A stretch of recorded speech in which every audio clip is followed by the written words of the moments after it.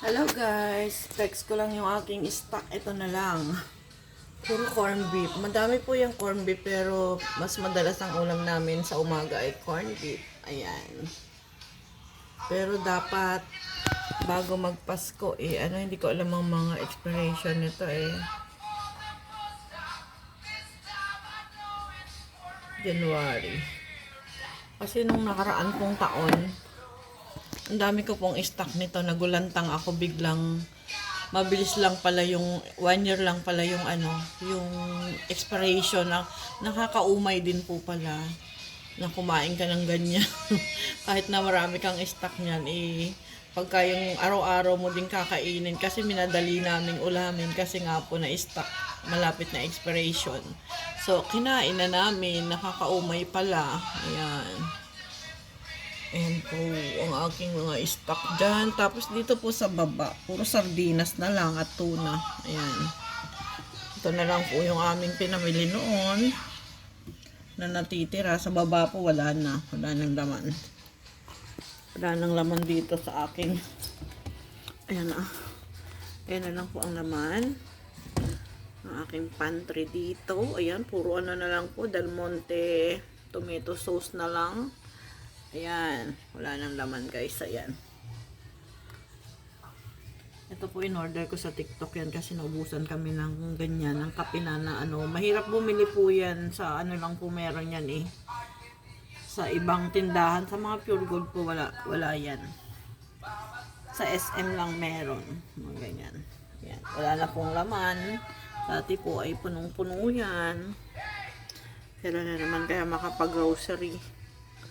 Mauubos ng aming grocery. Wala na nga po dito kasi mas madalas gamitin yung mga dito sa pagluluto. Wala na. Yung iba nandun sa kusina, yung aking mga mantika, toyo, suka, ayun, nandun po. Ayan, paubos na po. At dito po, nandito yung iba. Ayan, nandito po yung iba, Ayan, mga stock ko po. Ayan, marami pa po ako dyan. Mga mantika, suka, toyo. Ayan, dito po yung iba. Ng mga mantika ko, patis. Ayan. Paubos na po. Ayan, dito po wala na mga laman, Ayan, meron pa dyang suka. Iba-ibang klase po ang aking kung ano-ano lang po. Ayan, ito po ay gatas. Ubos na po na naman ang aming kape dito. Ito po yung lagayan ng kape na binigay ni Des. Dito po namin nilalagay ang aming kape puro. Kape puro po ang kape namin ni Winnie. Ayan. Ayan pa, may stock pa. Pag naubos na po ito, wala na. Mahirap na mag-grocery ulit. Ang ganun kadami. Oh my G. Ay, may mga pa pala ako doon. Pancake, May mga pancake pa pala ako dyan, guys, patis na mga nakatago.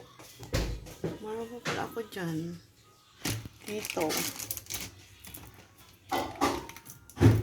Ayan, Meron akong kape dyan. Meron po kami dito ang electric pan na pang kusina. Kasi sobrang init po. Ayan. Dito kung anik-anik kung mga palasa. Ayan. Ito guys, ang dami namin kape, Galing po ito ng Baguio. Hindi pa namin giling. Meron kami ditong yung lutuan ng kape. Ano yung tawag doon? Meron po kami ng dalawa. Ayan, meron pa po niyan Meron pa kaming ganyang kape. Ewan ko nasaan na yun. Katago yata. Kailangan mapagiling ito. 50 pesos daw po ang 1 kilo ng giling yan. Ayan. Ito po yung sikat na kape sa Baguio. Yung pinipilahan. Binigay po pala sa amin to ng kapatid ni Modesto noon. Binilhan niya kami. Ayan. Kasi may inutos sa akin si Shamil na bumili ng ganyan. Pero siya, binilhan niya din po pala kami. Bumili lang kami maliit, konti lang. Ito po yung pinipilahan sa Baguio na kape. Ayun, kalimutan ko anong tawag dito sa kape na to. Ayan, marami pong salamat. Flex lang. Wala po tayong maibidyo. Wala tayong mai-content. Hindi pa ako nagluluto. Ang aking lulutuin lang po ay chicken. Ayan, maraming salamat. Madali lang. Paubos na din po ang aming itlog. Oh. Maubos na po ang aming egg. Sa katapusan pa mamimili si Modesto. Ayan, thank you for watching.